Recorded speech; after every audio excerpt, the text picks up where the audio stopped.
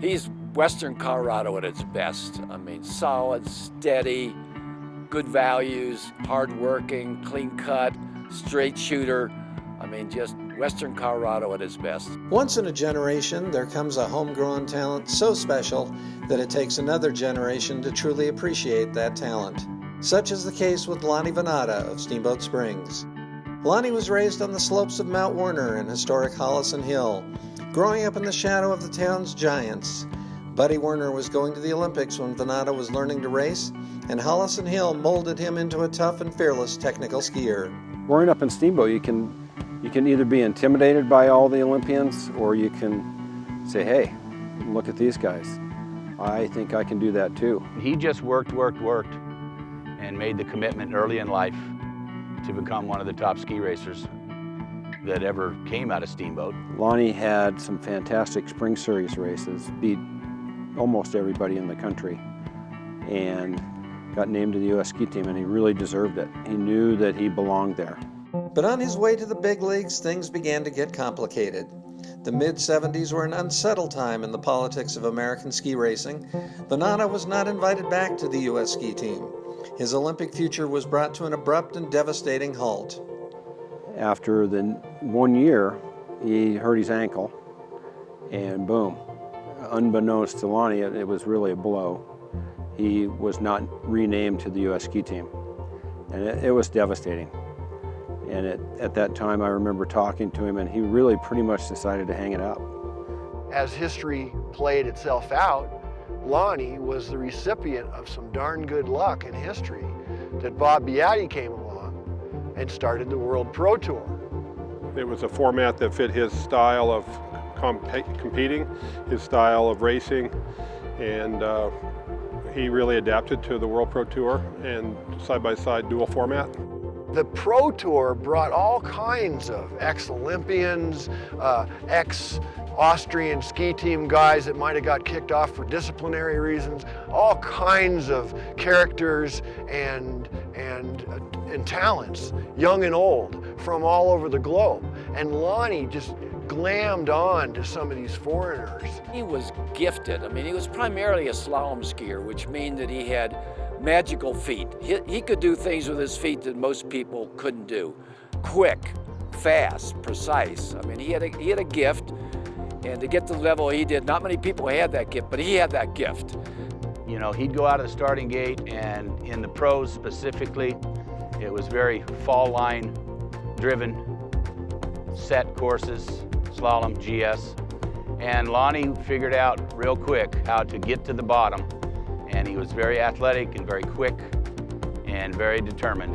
What Vanatta found on the Pro Tour was a fun, sometimes wild world, and one that paid, a significant consideration in a time when Olympic athletes had to maintain their amateur status. Lonny was free to collect prize money and take endorsements, and he quickly rose through the world-class field of competitors to become the top American on the tour.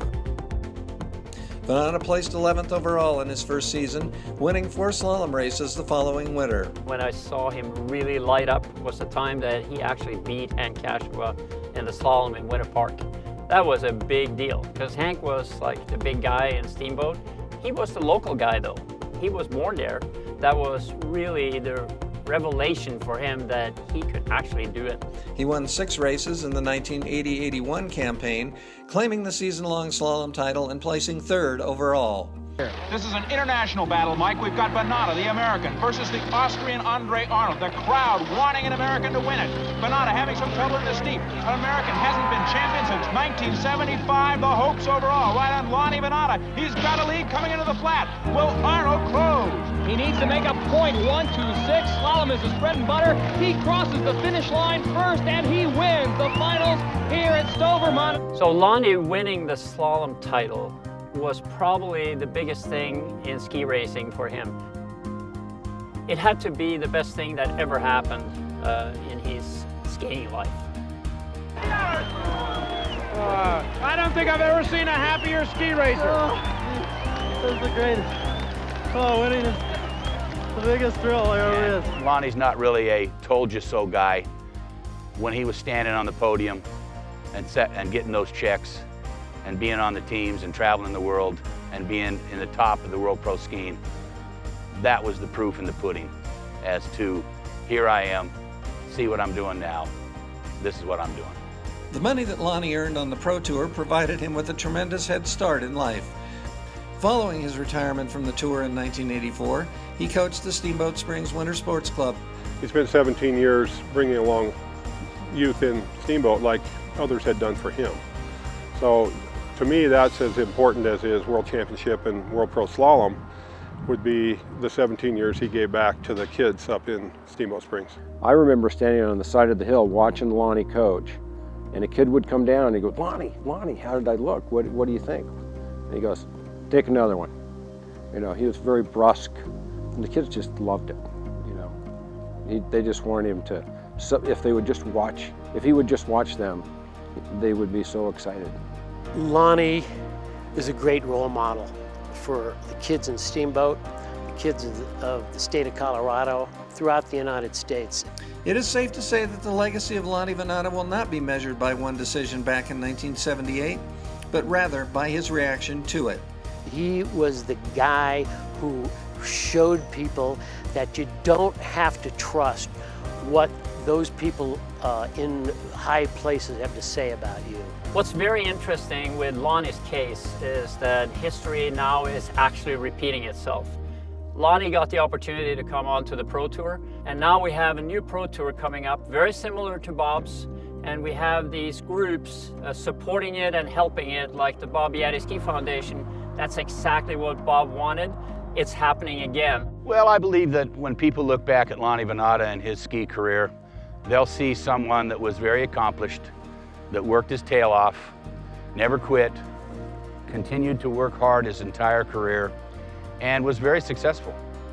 And he may have not been to the Olympics and been a Steamboat Olympian, as we say, as they put a lot of emphasis on for the city and the town of Steamboat. But Lonny Vanatta is right there with him and is one of the best that's ever come out of Steamboat. We are proud to welcome Lonny Vanatta to the Colorado Snowsports Hall of Fame tonight as an honored member of the class of 2018.